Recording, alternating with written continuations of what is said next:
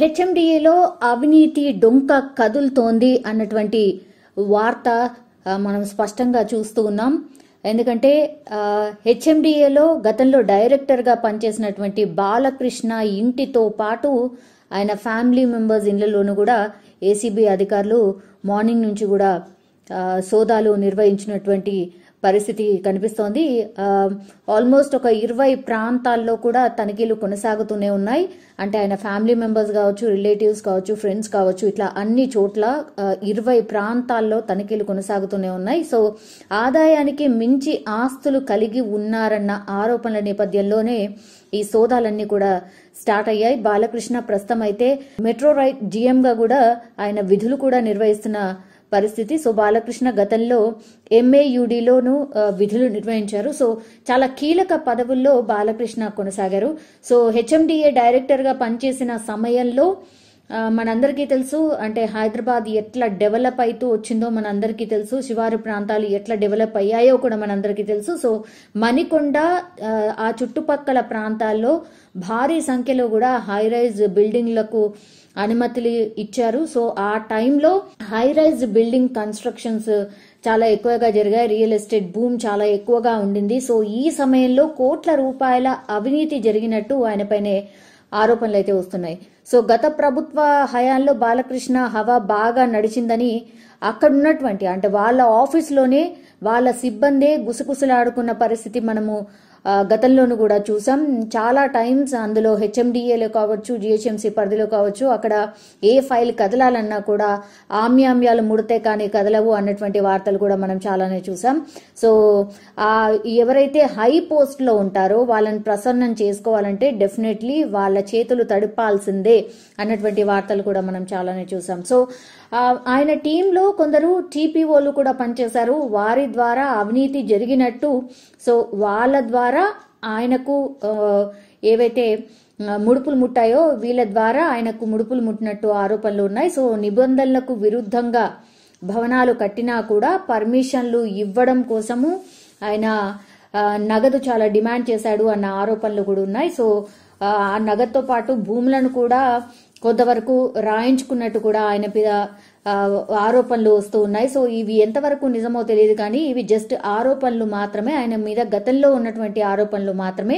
ఈ రోజు రైట్స్ లో ఆయన ఇంటితో పాటు కుటుంబ సభ్యుల ఇళ్లలో, బంధువుల ఇళ్లలో చాలా చోట్ల ఇంకా రైట్స్ కూడా కొనసాగుతున్న పరిస్థితి. ఈ రైట్స్ కూడా కొనసాగబోతున్నాయని ఆఫీసర్స్ చెప్తూ ఉన్నారు. సో ముఖ్యంగా చేంజ్ ఆఫ్ ల్యాండ్ యూజ్ లో అవినీతి జరిగినట్టు ఒక సమాచారం అయితే అంతోంది. ఆయన సంతకం లేకుంటే నాలా కన్వర్షన్స్ కావచ్చు, రెసిడెన్షియల్ ఏరియా నుంచి కమర్షియల్ గా మార్చడం కావచ్చు, ఏది కూడా ఆ ఫైల్ కదిలేది కాదు, ఆ పేపర్లు కదిలేవి కావు అన్నటువంటి ఆరోపణలు వినిపిస్తున్నాయి. సో ఆ ఫైల్ కావచ్చు, పేపర్లు కావచ్చు, ఒకవేళ బయటకు వస్తే తమ పరిస్థితి ఏంటి అని చాలా మంది, ఆయనతో వర్క్ చేసిన చాలా మంది అధికారుల్లో ఒక వణుకు మొదలైంది అనేటువంటిది కూడా వినిపిస్తోంది. సో చాలా మంది టీపీఓలు ఆయనతో లావాదేవీలు జరిపారు. సో ఫర్దర్ గా టీపీఓల మీ ఇళ్లలో కూడా దాడులు జరుగుతాయా, మరి వాళ్ళను విచారణకు పిలుస్తారా ఏంటి అనేది ఇప్పటివరకు అయితే బయటికి రాలేదు. బట్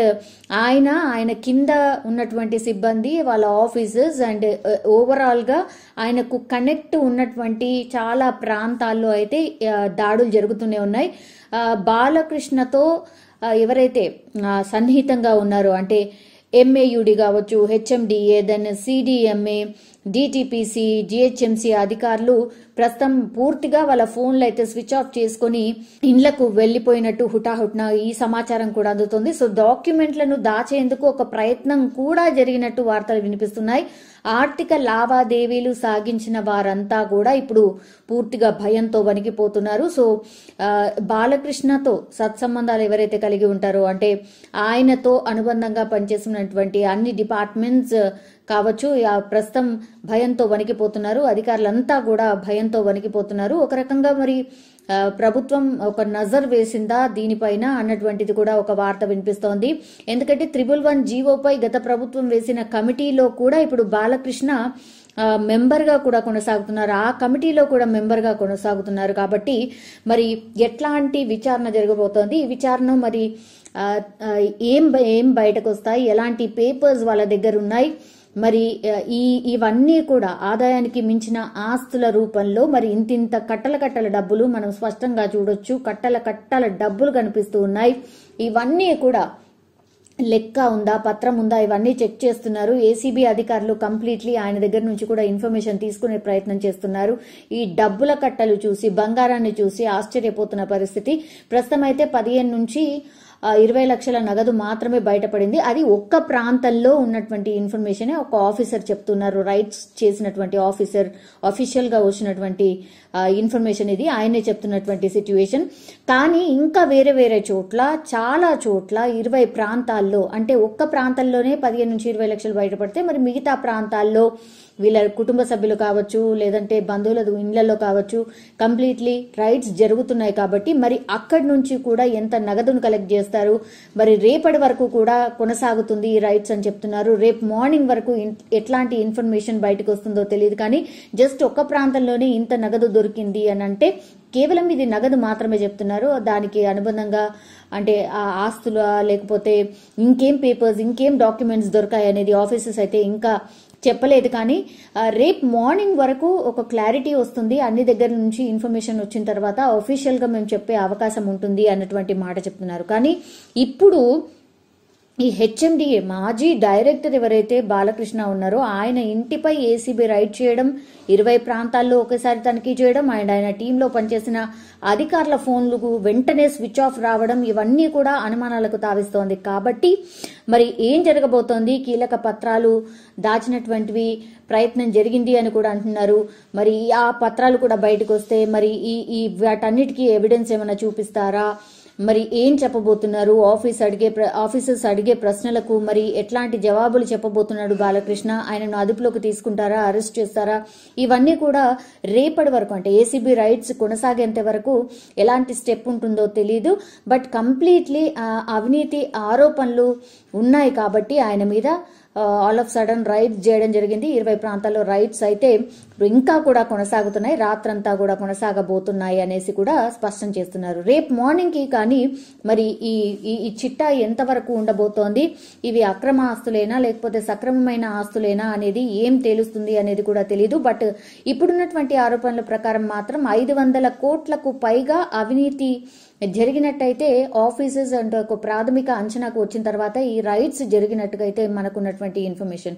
సో మరి నిజంగానే 500 కోట్ల, దానికంటే తక్కువనా లేకపోతే ఎక్కువనా, ఏమైనా కావచ్చు. కానీ ఏదైతే ఆదాయానికి మించిన ఆస్తులు ఏవైనా సరే అవన్నీ కూడా అవినీతి ఆరోపణల కిందకే వస్తాయి. కాబట్టి మరి ఎట్లాంటి ఇన్ఫర్మేషన్ వస్తుంది ఏంటి అనేది వేసి చూడాల్సిందే.